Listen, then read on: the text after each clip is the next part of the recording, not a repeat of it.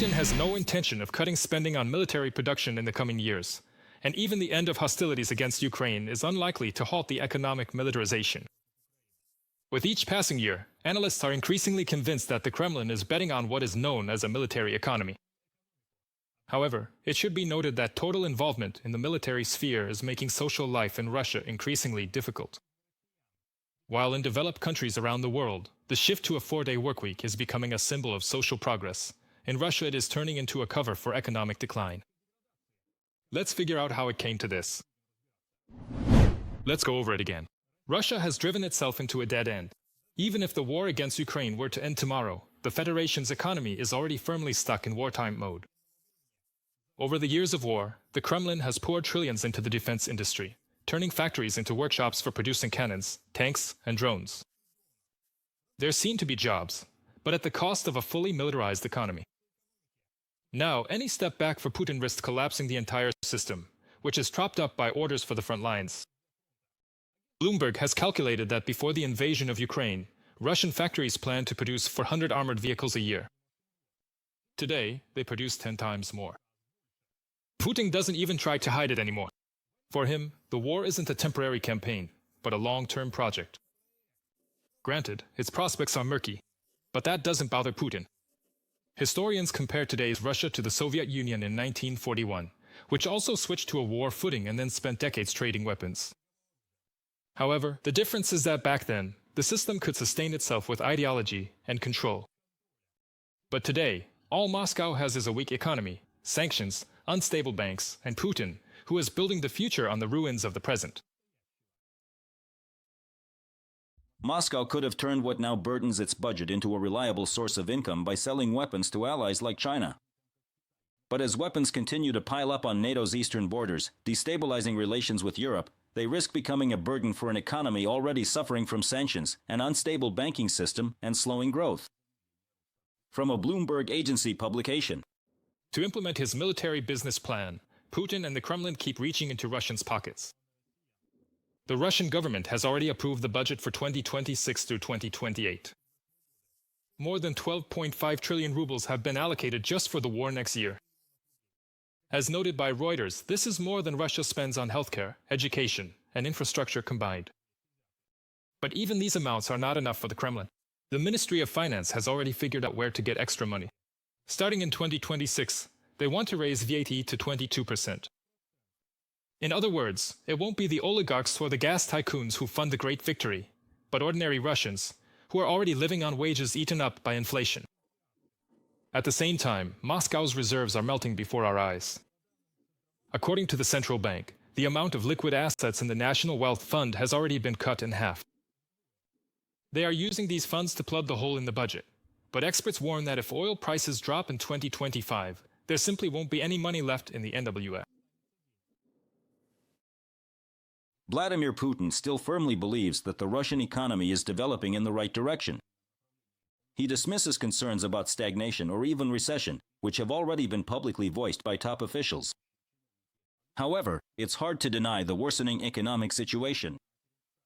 Economic output has been declining for 2 consecutive quarters, which technically qualifies as a recession.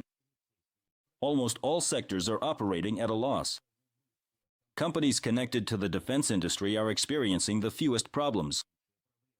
Nevertheless, the updated forecast predicts growth of 1% compared to the previous 2.5%.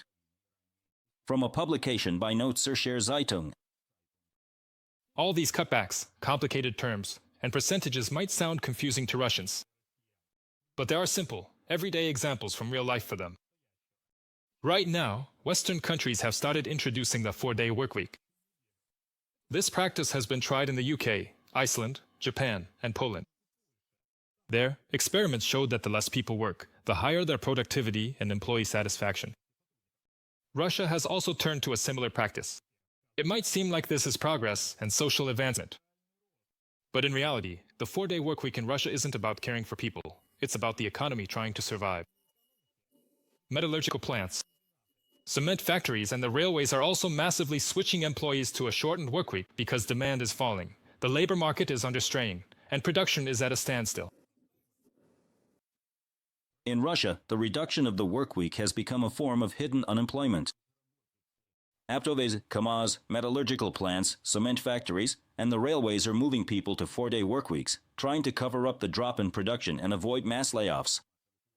Officially, this is being done to preserve jobs, but in reality, workers are losing income, bonuses, and social benefits. Mass layoffs in the statistics would be an open admission of economic disaster, so the authorities pressure companies and force them to keep people on staff, while in reality sending them on mandatory short work weeks or unpaid leave. From a publication by the Ukrainian Foreign Intelligence Service on the agency's website. Even though the Russian economy is already drowning in problems, the Kremlin is still financing the war through the sale of energy resources. Ukrainian President Volodymyr Zelensky stated that Moscow will never admit to the real crisis. However, the scenario is obvious to Putin.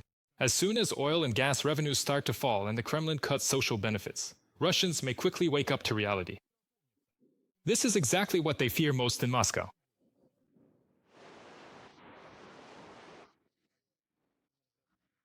Russia exports energy and receives money, which it spends exclusively on the war. Why only on the war? Because we don't see any increase in social support in Russia. That means all these funds are going to the war. If there is a shortage of these funds for the war, then social support in Russia will be reduced. If social support in Russia is reduced, people will be dissatisfied. Accordingly, the Russian leadership will also be dissatisfied, because Russia has always feared hunger riots. It has always changed because of them. I don't want to say in which direction, but the leadership definitely changed to someone else. That's why, without a doubt, they are afraid of this. In Estonia, they believe that the Russian economy is already close to its limit and may soon be unable to cope with military expenses. This was stated by Gerd Kaju, head of the Combat Readiness Department of the country's Ministry of Defense.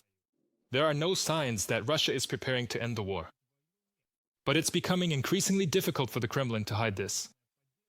Public support is gradually weakening, while frontline expenses are rising. The situation has also come under additional pressure from Ukraine, thanks to its effective strikes on Russian oil refineries. Ukraine's tactics have improved, and the drones themselves have become more technologically advanced. They now carry more explosives, are faster, and are less detectable. All of this combined is producing results. The systematic strikes by Ukrainian drones on oil refineries have finally forced Moscow to acknowledge the problems. Russia has extended the ban on gasoline exports until the end of the year and introduced new restrictions on diesel fuel exports, according to Russian Deputy Prime Minister Alexander Novak. In effect, the Kremlin is blocking fuel exports in an attempt to somehow stabilize the domestic market. The ban on gasoline exports for producers was introduced back in the summer, and now it has been extended. For non-producers, diesel exports have also been restricted. Exceptions will be made only for intergovernmental agreements. Otherwise, they risk leaving their own gas stations empty. Since August, 16 out of 38 Russian oil refineries have been hit. Some of them were hit multiple times. Among them are facilities in Samara, Krasnodar, Volgograd, Novokubishevsk, Ryazan, and other cities. As well as oil depots in Sochi, the oil terminal in Primorsk on the Baltic coast, and pumping stations along another pipeline that supplies crude oil to UST Luga in the northern part of the Baltic Sea. The result. Overall, Russian oil exports are now at their lowest point since the start of the war, and Russians are running out of crude for their own use. From an article in The Atlantic. Putin wanted to create an eternal war machine, an economy on a war footing, factories turning out tanks and drones, and an army that could intimidate Europe and NATO. But reality turned out differently. The more the Kremlin tightens the screws, the more the system creaks. Budgets are cracking. Reserves are melting away. Taxes are rising. Businesses are shutting down. And instead of a future, people are facing extra bills and 4-day workweeks without pay. The regime survives on fear and handouts, but people don't like to suffer endlessly. And the longer Putin keeps playing at empire on crutches, the closer comes the moment when it will be the poverty and exhaustion of Russians themselves that start to shake the regime. Subscribe to The Gaze and stay updated on the most important events, top news from Ukraine and all over the world, in-depth analysis, exclusive reports and interviews, all on hand in our channel. Join our community of viewers and stay tuned.